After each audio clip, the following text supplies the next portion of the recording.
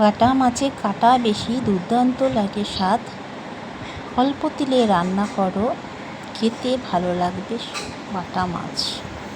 তো বাটা মাছ রান্না করেছিলাম। বাটা মাছে সত্যি খুব কাটা। কীভাবে রান্না করেছি তোমরা দেখো।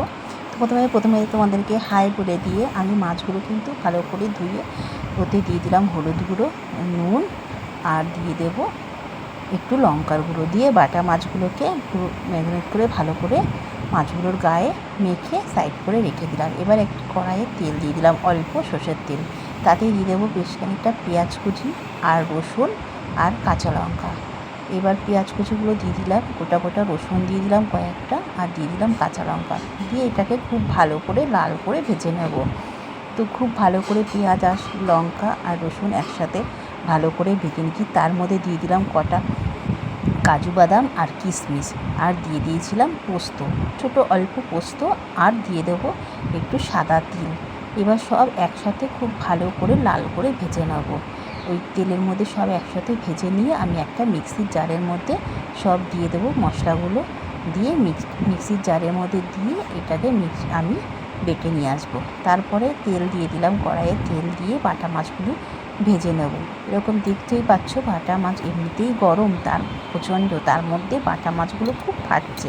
তাই আমি একটু দূরে সরে দাঁড়িয়ে বাটা মাছগুলোকে ভাজছিলাম। আর এত গরমে ঘেমে নেমে এক হয়ে গেছি। আমার যদিও রান্নাঘরটা খুবই ছোট, রান্না করতে একটু অসুবিধে হয়, কিছু করার নেই, ভাড়া বাড়িতে আর কত বড় রান্নাঘর পাবো। তো যখন যেখানে যাই সেরকম রান্নাঘর সেভাবেই আমাকে ম্যানেজ করে চলতে হয়। কেন ভাড়া বাড়িতে তো আমার মনের মতো রান্নাঘর পাবো না। আর বাড়িঘর যে আমার কবে হবে সেটা আমি আর জানি না। ভাগ্যে যদি থাকে তবেই হবে, আর না হলে হয়তো সারা জীবন এভাবে ভাড়া থাকতেই হবে। তো যাই হোক, আমি বাটা মাছগুলোকে এপিট ওপিট করে লাল করে ভেজে নেব, খুব বেশি কড়া করব না। তো আমার এরকম করে বাটা মাছগুলো মোটামুটি ভাজা হয়ে গেল।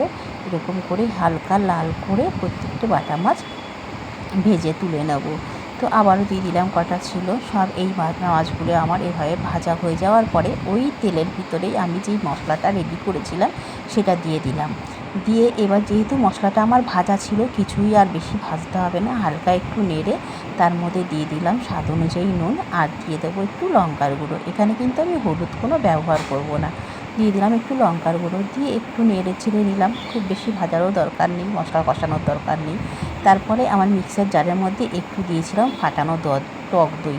দইটাকে মিক্সির জারের মধ্যে একটু ফাটিয়ে নিয়ে তারপরে ওই মিক্সির জারেতে যেহেতু দই আর একটু মশলা লাগা ছিল তাই আমি ভিতরে জল দিয়ে দিলাম। বেশ মশলাটা ফুটে ওঠার পরে আমি ওখানে দিয়ে দিলাম একটু, যেহেতু দই দিয়েছিলাম স্বাদ অনুযায়ী একটু মিষ্টি দিয়ে দিয়েছিলাম। তো আমি তো জানেন আমি গুড় দিই, তো একটু গুড় দিয়ে দিয়েছিলাম, আপনারা চিনি দিয়ে দেবেন। তারপর বেশ ভালো করে ফুটে ওঠার পরে এই মাছগুলো দিয়ে দিলাম। মাছটা একটু যেই ফুটে উঠেছে আমি একটু গ্রেভি রেখে মাছটাকে নামিয়ে দিলাম।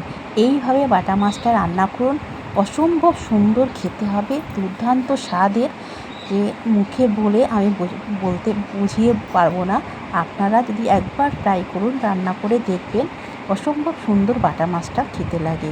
তো আজ এই পর্যন্ত, নেক্সট ভিডিও দেখার জন্য অনুরোধ রইল। সবাইকে টাটা, ভালো থাকবেন।